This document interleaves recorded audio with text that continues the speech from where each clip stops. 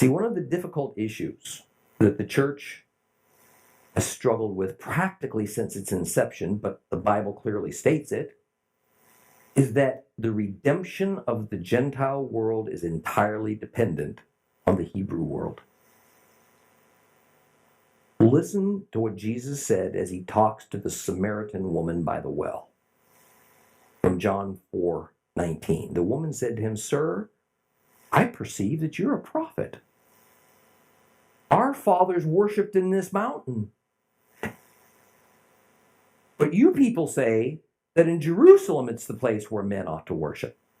And Jesus said to her, "Woman, believe me, an hour is coming when neither in this mountain nor in Jerusalem shall you worship the Father. You worship that which you do not know. We worship that which we do know, because salvation is from the Jews." Salvation is inextricably, it is organically connected to the Hebrews. I stated that there is no such thing as a biblical covenant made between God and Gentiles. There is no Gentile covenant. Every covenant made starting with Abraham right up through the so-called New Covenant, and where do we hear of this New Covenant, by the way? The book of Jeremiah, was made between Jehovah and the Hebrews. This is not the same thing as God making provisions for Gentiles to be allowed into the fold of Israel's covenants, making a way for Gentiles to share in the Hebrews' covenants began with Abraham. Not as a separate covenant for Gentiles, but as part of the Israelite covenants.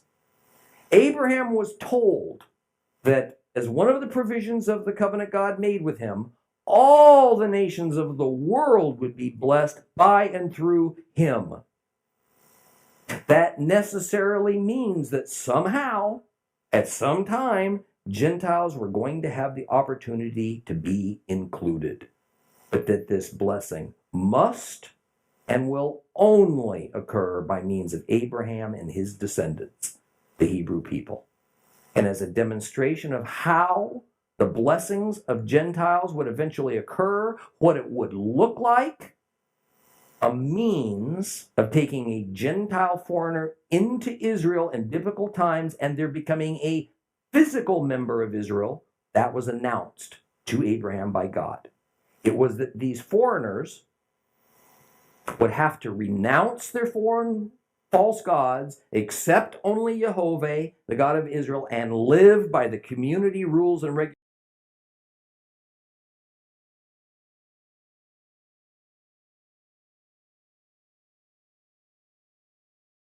regulations of the Hebrews. And eventually these rules and regulations would be laid down in the Torah, given at Mount Sinai, especially that part of the Torah known as the law. Later on at Mount Sinai, this was refined a little bit. The ritual of male circumcision as a requirement for a foreigner was included, and it was carefully defined. All the regulations were set down. So while that newcomer or that outsider began life as a foreigner, if he desires to be part of Israel, if he accepts the rules of the Hebrew covenant, then he's no longer a foreigner. He's now an Israelite, operating under the blessings and the curses of that covenant that God made with Israel. The designation of foreigner doesn't even apply longer. Paul in Romans 11 makes it clear that that same principle remains in full operation under the blood of Messiah.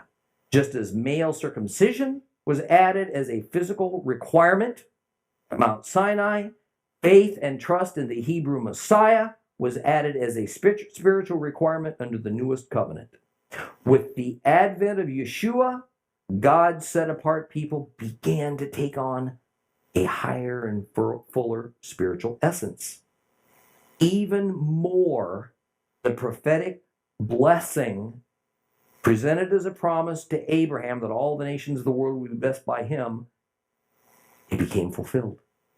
in Yeshua. Yet all of this takes place under the provisions of the covenants given to Israel. It doesn't take place outside of them.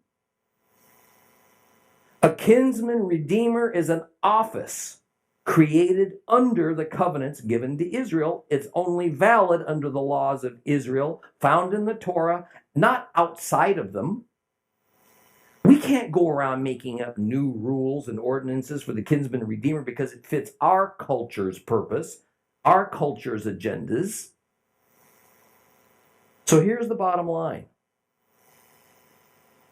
Did Yeshua reverse the Torah provisions of the Israelite kinsman redeemer by leaving his Israel roots behind, going outside the Israelite covenants, creating his own new rules, and becoming a Gentile kinsman redeemer, with Israel no longer even being his kinsman?